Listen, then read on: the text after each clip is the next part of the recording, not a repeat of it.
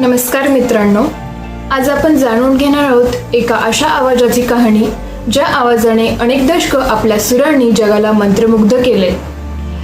ती व्यक्ती कोण आहे हे जाणून घेण्याची उत्सुकता तुम्हा सगळ्यांना लागली असेलच। चला तर मग जाणून घेऊया कोण आहे ती व्यक्ती जिने आपल्या सुरांनी जगाला मंत्रमुग्ध केले। हा प्रवास आहे आशा भोसले यांच्या संघर्षाचा, जिद्दीचा आणि अखंड मेहनतीचा।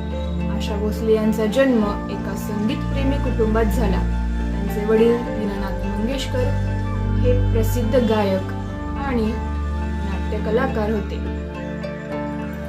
पण आशाताई या लहान असतानाच त्यांच्या वडिलांचे निधन झाले, त्यामुळे त्यांच्या कुटुंबावर मोठे आर्थिक संकटच कोसळले।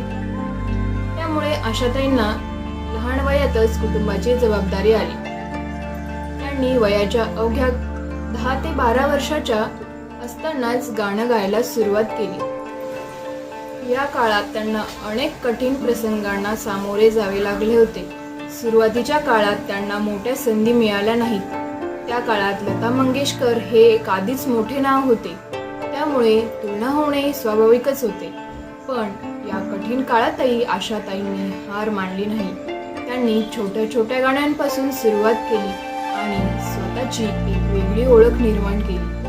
1960 ते 70च्या दशकात आशा भोसले यांच्या कारकिर्दीला एक वळण मिळालं। हा काळ त्यांच्या यशासाठी सुवर्ण काळ ठरला। राहुल देव बर्मन यांच्या सोबतच त्यांच्या या जोडीने अनेक सुपरहिट गाणी दिली। पिया तू अब तो आजा, दम मारो दम यासारखी त्यांची अनेक गाणी आजही लोकप्रिय आहेत। त्यांच्या आवाजात असलेल्या अष्टपैलुत्वपणामुळे त्यांनी प्रत्येक प्रकारचं गाणं सहज गायलंय। त्यांच्या वैयक्तिक आयुष्यात अनेक चढ उतार आले, पण त्यांनी कधीही आपल्या करिअरवर त्याचा परिणाम होऊ दिला नाही। त्यांनी जिद्द आणि आत्मविश्वास हेच एक त्यांचा यशाचं गमक ठरलं। तर मित्रांनो, आशा भोसले यांचा प्रवास आणि त्यांच्या आयुष्यातील प्रसंग आपल्याला शिकवतात की परिस्थिती कशीही असली तरी मेहनत आणि जिद्द असेल तर यश नक्कीच मिळते। जर तुम्हाला हा व्हिडिओ आवडला असेल तर नक्की शेअर करा आणि चॅनलला सबस्क्राईब करायला विसरू नका। भेटूया पुन्हा नवीन व्हिडिओसह लवकरच।